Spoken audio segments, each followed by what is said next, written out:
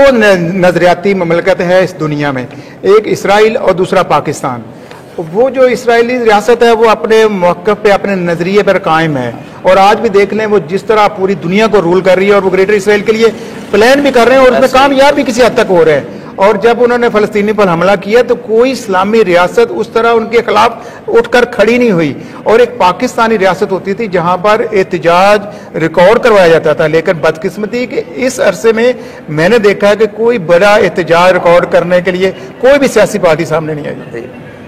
آپ کہہ رہے ہیں کہ ابھی تک قوم کھڑی نہیں ہوئی، کھڑا ہونا تو بڑی دور کی بات ہے۔ جو قوم اسرائیل کی مصنوعات کا بائیکاٹ نہ کر سکی وہ فلسطین کے حق میں کیسے کھڑی؟ کچھ میں نے بہتری دیکھی ہے کہ مصنوعات کا بائیکاٹ ہوا ہے، KFC کا بائیکاٹ ہوا ہے، لیکن ابھی بھی اور بہت سی اقدامات کی ضرورت ہے۔ ہم نے تو فرنٹ فٹ پہ آنا تھا، دیکھیں قومی سطح پر نہیں ہوا، قومی سطح پر ہمارا یہ نجی سطح پر ہوا ہے۔ آپ کر رہے ہیں، میں کر رہا ہوں، زید عمر بکر کر رہے ہیں۔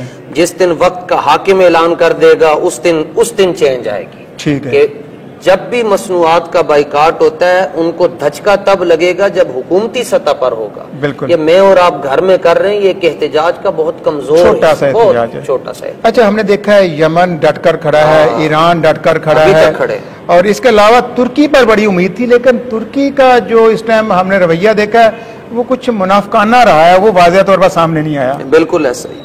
اس کے پیچھے کیا وجوہات دیکھ رہے ہیں؟ کیا اسرائیل نے پورے نظام، کیونکہ مالیاتی نظام کو وہ چلا رہے ہیں؟ ہمارے کہاوت ہے، ظاہر ہے جب کسی کے سے لے کر کھا لیں تو اس کے سامنے پھر آپ آنکھیں اٹھا کر نہیں۔ اچھا، اب آ جاتے ہیں ہم اپنی معیشت کے اوپر۔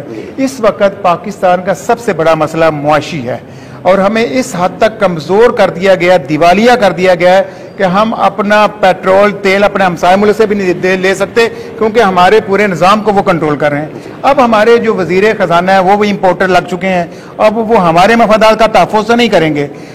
پاکستان تحریک لبیک کی بات ہم کریں گے، ایک سیاسی جماعت ہے، ایک بڑی سیاسی جماعت ہے، اور تیسرے نمبر پر آپ کو عوام نے ووٹ دیا۔ شاید اس طرح عوام کے ووٹ کو وہ عزت جو پذیرائی نہیں ملی، عوام کے مینڈیٹ کو بھی چرایا گیا، لیکن پھر بھی عوام کے اندر آپ کی ایک سہ ہے، لوگ آپ کو مانتے ہیں۔ تو تحریک لبیک کھل کر مہنگائی، کرپشن اور باقی چیزوں کے خلاف احتجاج کیوں نہیں کر رہی؟ پہلی بات تو یہ ہے کہ میں ایک جملہ آپ کی خدمت میں عرض کرنا چاہتا ہوں، قاضی بھی ہیں اور اسد بھی ہیں۔ اسلام کا جو نظام معیشت ہے حقیقت میں وہی ایک نظام ہے، بالکل کمپلیٹ، میں سمجھتا ہوں ضابطہ نظام کوئی بھی نہیں ہے، بالکل باقی ہم بنائے جوڑے ہیں۔ ہاں ٹھیک ہے، جس طرح باقی مذاہب کو بھی دین کہہ دیا جاتا ہے اور دین اسلام کو بھی دین کہہ دیا جاتا ہے، لیکن حقیقت یہ ہے کہ جس طرح حقیقت میں دین اسلام ہی دین ہے، اسی طرح اسلام کے اندر جو نظام معیشت رسول اللہ نے دیا وہی نظام ہے۔ باقی تجربوں سے آئیں، کہیں IMF ہے، کہیں کوئی اور ہے، کہیں کوئی اور ہے، تو جس ہمارا ایمان ہے جس طرح اللہ کے سوا کوئی معبود نہیں، اسی طرح اسلامی نظام معیشت کے علاوہ کوئی نظام ہو ہی نہیں سکتا۔ بالکل، یہ ہم مانتے ہیں۔ تو میں کہہ رہا ہوں کہ TLP کیوں نہیں فرنٹ فٹ پہ آ رہی؟ آپ کے پاس ایک پبلک کی سپورٹ حاصل ہے، تو اب عوام دیکھ رہی ہے، لیڈروں کی طرف کوئی بڑا لیڈر بھی سامنے نہیں آ رہا۔ پہلے احتجاج بھی ہوتے رہے آپ کی، میں نے دیکھا ہے بہت بڑے احتجاج ہوئے ہیں اور پریشر بھی بنا ہے۔ مارچ ہوا ہے، وہ پاکستان میں صرف تحریک لبیک پاکستان نے کی ہے، فلسطین کے حق میں ملین مارچ، بلکہ ملین بھی نہیں وہ بلین تھا، کیونکہ میں اس میں خود شریک تھا اور غیر جانبدار ہو کر رہا ہوں۔ اور اس وقت بھی ہماری مسجد میں یعنی تحریک لبیک پاکستان کی جانب سے ہم ڈور ٹو ڈور کمپین چل رہی ہے، شاپ ٹو شاپ کمپین چل رہی ہے، جس میں بتایا جا رہا ہے قوم کو کہ قوم جاگے گی تو قوم کو لے کر نکلیں گے۔ جو قوم مصنوعات کا بائیکاٹ کرنے میں ہمارے ساتھ لڑ رہی ہے اس نے احتجاج کرنے کے لیے کیا جانا؟ تو آپ یہ سمجھتے ہیں کہ جو عالمی طاقتیں ہیں انہوں نے پاکستان کو اندرونی طور پر اتنا کمزور کیا ہے کہ اب ہم ان عالمی طاقتوں کے خلاف احتجاج ریکارڈ کروانے سے بھی گئے ہیں؟ نہیں، ان کا کوئی بھی مسئلہ نہیں عالمی طاقتوں کا۔ اللہ تعالیٰ فرماتا ہے ان ینصرکم اللہ فلا غالب لکم، اگر اللہ تمہاری مدد کرے گا تو تمہارے اوپر کوئی بھی غالب نہیں آ سکتا، چونکہ ہم نے اپنے رب پر ہی توکل چھوڑ دیا ہے۔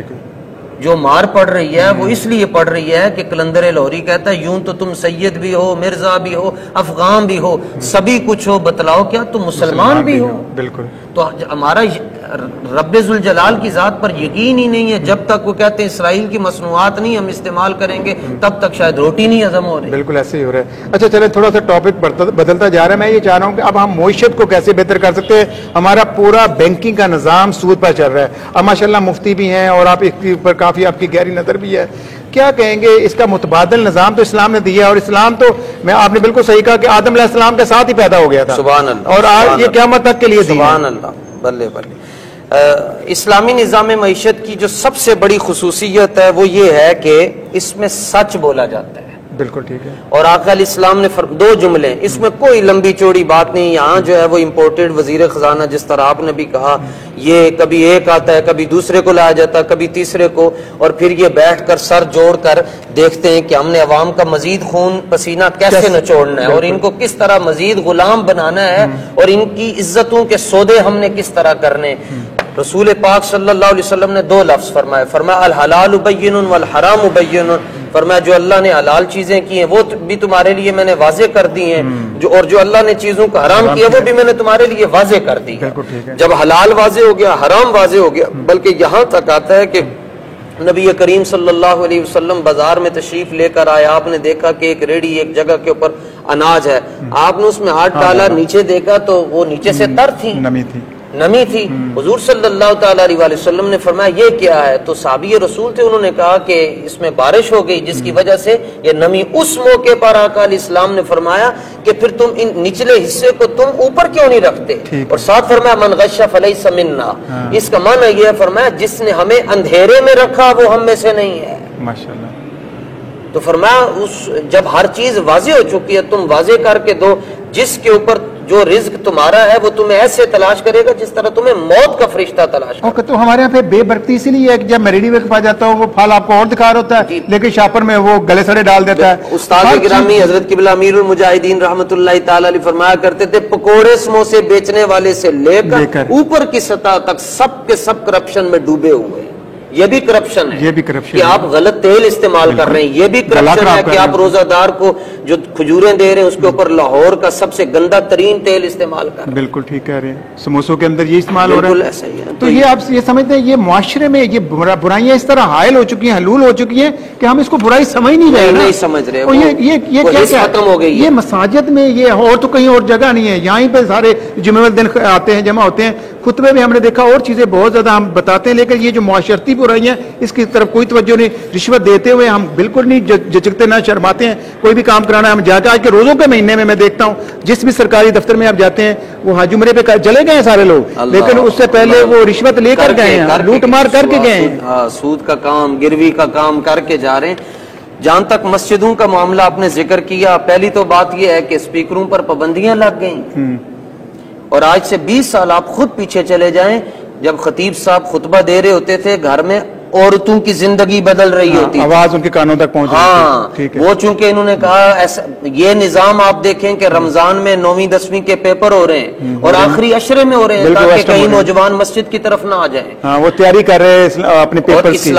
اسلام میں تو چھٹی کا تصور ہی نہیں، لیکن پہلے جمعے کی چھٹی ہوا کرتی تھی. اب لوگ اس وقت آتے ہیں جب امام صاحب خطبہ پڑھ کے فرض پڑھ رہے ہوتے ہیں، تو اس 1-2 منٹ میں امام صاحب کے پاس کوئی ایسی جادو کی چھڑی نہیں ہے کہ وہ کسی کے دل کے اوپر رکھے 2 پھونکے ماریں تو اس کی تقدیر بدل جائے. ٹھیک ہے.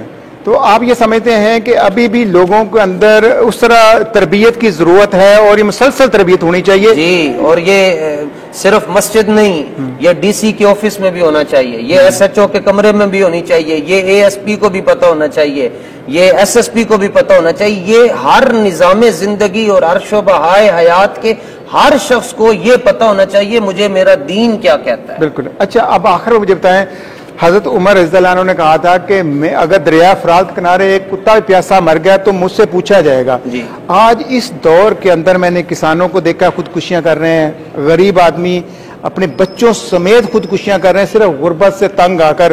ان کو اتنا ان حکمرانوں نے تنگ کر دیا کہ لوگ بجلی کے بل اور گیس کے بل نہیں ادا کر پا رہے. تو اس کے ذمہ دار کون ہیں؟ جنہوں نے انتخاب میں ختم نبوت کے ڈاکوؤں کو.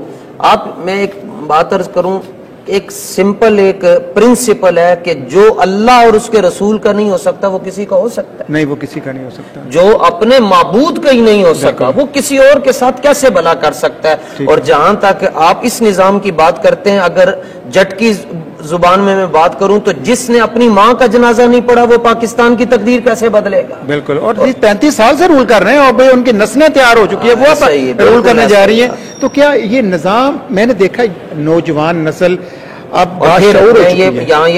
میں کسی کی بات میں نہیں ٹوکتا، نہ میری عادت ہے. بطور حدیث آقا علیہ السلام نے فرمایا جب کسی قوم کے اندر اس کے جو قومی معاملات ہیں وہ کسی عورت کے سپرد کر دیے جائیں، فرمایا اس وقت میری امت کے لیے زمین کی پشت سے زمین کا پیٹ بہتر ہوگا. اوکے. نہیں تو یہ منافقت میں نے دیکھی ہے. جب بینظیر وزیر اعظم بنی تھی تو میاں نواز شریف صاحب نے خود کہا تھا کہ عورت کی حکمرانی جائز نہیں، فضل الرحمان نے خود کہا تھا. لیکن اب کیا وہی جو چیز کہی تھی وہ اپنی بیٹی کے اوپر ان کی اللہ کو نہیں ہوئی؟ اس وقت ایک حمام میں سارے جمع ہو چکے ہیں. نہیں تو پھر اب کیا پورا نظام بدلنے جا رہا ہے؟ آپ دیکھتے ہیں، کیونکہ میں نے دیکھا ہے کبھی کبھی میں واقعہ بھی پڑھ لیتا ہوں حضرت یوسف علیہ السلام کا، جب اللہ تعالیٰ کسی قوم پر رحم کرتا تو اپنے نبی کے ذریعے اس پورے نظام کو ملیمت کروا دیتا ہے. تو آپ سمجھتے ہیں کہ 76 سال میں اب یہ نظام گرنے جا رہا ہے؟ اپنے نظام تو بدلے گا لیکن اس کے لیے قوم کو بھی تحریک لبیک پاکستان کا ساتھ دینا ہوگا، کیونکہ تحریک لبیک پاکستان فلٹر ہو کر آگے آئی ہے. عام آدمی کی تحریک لبیک پاکستان فلٹر ہو کر آگے آئی ہے اور ہر ظلم و ستم کے اندر سے یہ گزری ہے. تو جتنا عوام کا درد ان کو ہے، تحریک لبیک کو ہے، ڈیرہ غازی خان میں جنوب میں جب سیلاب آیا یہ سب سے پہلے پہنچے، سب سے زیادہ قوم نے ان پر اعتماد کر کے کروڑوں روپے ان کو دیا کہ آپ جا کر تقسیم کریں.